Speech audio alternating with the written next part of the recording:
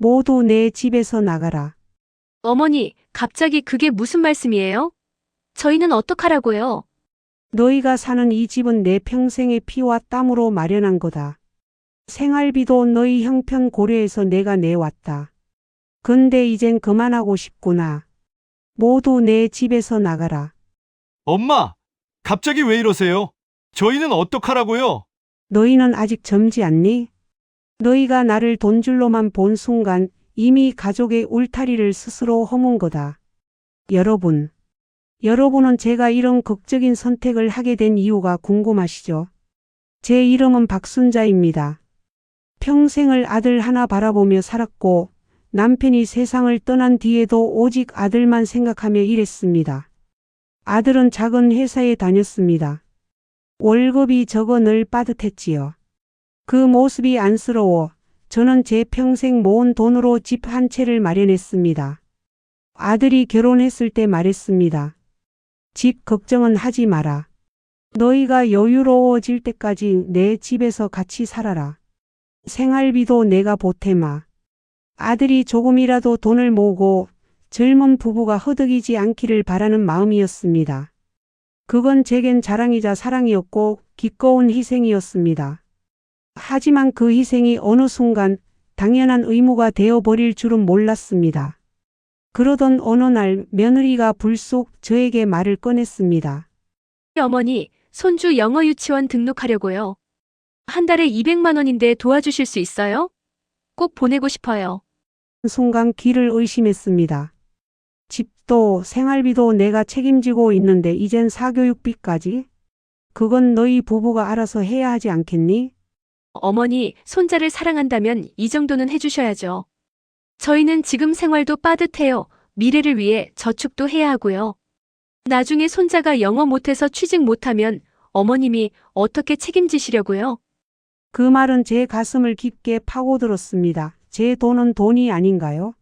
저한테 사교육비까지 보태라니 내가 해준 건 다 지워지고 못 해주는 것만 탓이 되는구나. 갈등은 점점 깊어져 갔습니다. 며느리는 사람들 앞에서도 거리낌이 없었습니다. 우리 시어머니는 교육비도 안 도와주셔요. 같이 사는 것도 힘든데 교육비도 안 도와주시고 손자들을 그다지 좋아하는 것 같지 않아요. 그 말을 우연히 들었을 때 귀가 얼어붙는 것 같았습니다. 집도 내가 해결해주고 생활비도 내가 내고 있는데 이제는 내어주지 못한 것만 탓하는구나. 그날은 유난히 추운 겨울밤이었습니다. 달빛은 서늘했고 그 빛조차 쓸쓸해 보였습니다. 골목길을 걸으며 중얼거렸습니다. 내가 가진 게 부족해서 이런 말을 듣는 걸까? 아니면 내 희생이 너무 당연해진 걸까? 차가운 바람이 뺨을 스쳤지만 그보다 더 차가운 건 제 마음이었습니다. 그렇게 마음고생이 깊어지던 어느 날 저는 한참을 잠 못 이루었습니다. 내 인생이 이렇게 끝나가는 게 너무 서글펐습니다. 내 자신이 불쌍했습니다. 이대로는 안 된다. 내 인생은 내가 지켜야 한다. 며칠 뒤 작은 부동산 사무실을 찾았습니다. 낡은 책상 위에는 여러 매물 서류들이 어지럽게 놓여 있었습니다. 젊은 부동산 사장이 저에게 집을 안내해 주었습니다. 어머니, 이 집은 작지만 아늑하고 햇볕도 참 좋아요. 혼자 지내시기에 딱이에요. 저는 고개를 끄덕이며 계약서 위에 펜을 들었습니다. 손끝이 약간 떨렸지만 그 떨림은 두려움이 아니라 설렘이었습니다. 제 이름 석자 박순자를 꼭 눌러 적는 순간 심장은 크게 뛰었고 가슴 깊은 곳에서 시원한 바람이 몰려왔습니다. 그래, 이건 내 선택이다. 누구에게 떠밀린 것도 아니고 빼앗긴 것도 아니다. 내가 원해서 내가 나를 위해 정한 첫 시작이다. 사무실을 나서자 겨울바람이 뺨을 스쳤습니다. 그런데 그 바람이 전처럼 차갑지 않았습니다. 시원했고 상쾌했고 기분 좋게 느껴졌습니다. 계약을 마친 그날 밤 저는 결심했습니다. 내일 반드시 아들과 며느리 앞에서 내 마음을 있는 그대로 말하리라. 이윽고 기다리던 다음 날이 되었습니다. 저는 아들과 며느리를 불러 앉혔습니다. 심각한 표정의 저를 보고 두 사람은 눈치를 살폈습니다. 이윽고 저는 말을 시작했습니다. 너희가 사는 이 집, 내 평생의 피와 땀으로 마련한 거다. 생활비도 내가 내왔다. 그런데도 사랑이 없다는 말이 내게 돌아오는구나. 이젠 그만하자.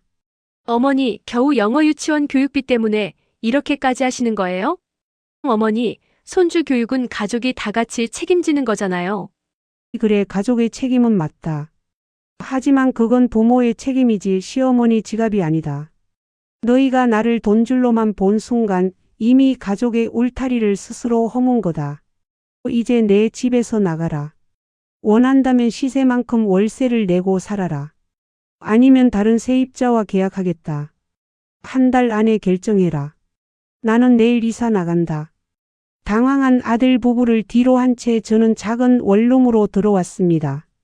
첫날 밤은 낯설었지만 불안보다 설렘이 더 컸습니다. 다음 날 아침 창문을 열자 차가운 겨울 공기가 밀려왔습니다. 그런데 이상하게도 그 공기는 서늘하지 않았습니다. 내 속을 씻어내는 듯 상쾌했습니다. 그래, 이제야 숨을 쉴 수 있구나. 그 순간 눈물이 맺혔습니다. 하지만 그 눈물은 서러움이 아니라 안도와 기쁨의 눈물이었습니다. 그렇게 시간이 흘러 제 삶은 조금씩 새로운 빛을 찾아갔습니다. 예전 같으면 새벽 5시면 일어나 도시락을 싸고 허리를 굽혀 걸레질을 하고 남의 집 일에 뛰어가야 했습니다. 하지만 지금은 달랐습니다. 알람도 없이 눈을 떴습니다. 작은 창문으로 들어오는 햇살이 제 얼굴을 따뜻하게 비췄습니다. 저는 천천히, 아주 천천히 몸을 일으켰습니다. 이제는 내가 하고 싶은 대로 살아도 되지. 그 순간의 해방감은 이루 말할 수 없었습니다. 부엌으로 나가 커피포트를 올렸습니다. 김이 모락모락 피어오르는 커피 냄새가 방 안가득 퍼졌습니다. 예전에는 아들내미 입맛, 며느리 입맛, 손주의 입맛을 맞추느라 늘 제 차례는 뒤로 미뤄졌습니다. 하지만 오늘 아침은 오롯이 제 몫이었습니다. 따뜻한 커피를 한 모금 마셨습니다. 목구멍을 타고 내려가는 쌉싸래한 맛이 이렇게도 달콤할 수 있다니. 저는 그 작은 한 모금에서 살아있음을 느꼈습니다. 점심 무렵 작은 장바구니를 들고 시장에 나갔습니다. 시장 아주머니들이 반갑게 맞아주셨습니다. 어디서 이사 오셨어요? 반가워요. 우리 앞으로 자주 봬요. 예, 근처로 막 들어왔어요. 짧은 대화였지만 따뜻한 말 한마디가 제 마음을 포근하게 감쌌습니다. 저는 제 입맛대로 제가 좋아하는 것만 골라 장바구니에 담았습니다. 파릇한 상추, 싱싱한 고등어, 그리고 평생 먹고 싶었지만 참았던 약간 비싼 과일까지. 그날만큼은 저 자신에게 아낌없이 주고 싶었습니다. 저녁 무렵 작은 원룸 식탁 위에 상을 차렸습니다. 된장찌개, 고등어구이, 상추무침. 비록 혼자 먹는 밥상이었지만 그 밥상에는 제 마음이 담겨 있었습니다. 숟가락을 들어 국물을 한 입 떠넣는 순간 눈물이 뚝 하고 떨어졌습니다. 아, 이게 진짜 내 밥이구나. 누구의 불평도 누구의 눈치도 없는 식사. 평생 처음으로 온전히 저를 위한 저녁이었습니다. 이삿짐을 풀며 사진 한 장이 나왔습니다. 어린 시절의 아들 사진이었습니다. 작은 손을 잡고 웃고 있는 제 모습. 그 사진을 한참 바라보다가 저는 중얼거렸습니다. 순자야, 내가 참 잘 버텼다. 여기까지 오느라 고생 많았다. 그 순간 스스로를 다독이는 제 목소리에 가슴이 뭉클해졌습니다. 평생 누구를 위해 살아왔던 제가 처음으로 저 자신에게 따뜻한 말을 건넨 순간이었습니다. 가끔은 외롭기도 했습니다.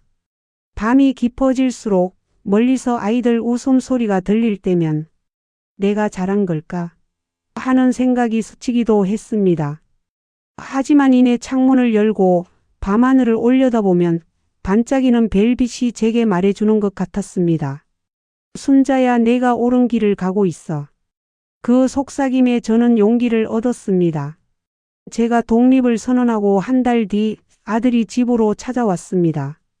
엄마 없는 집이 이렇게 허전할 줄 몰랐어. 늘 당연한 건 줄 알았는데 정말 미안했어요. 제발 다시 같이 살아요.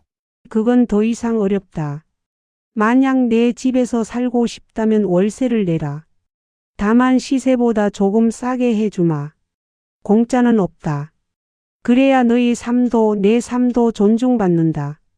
아들은 눈시울을 붉혔고 눈물을 훔쳤습니다.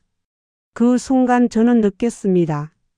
이제야 비로소 내 인생을 사는구나. 서로를 존중하는 법을 배우고 있는구나. 저는 박순자입니다.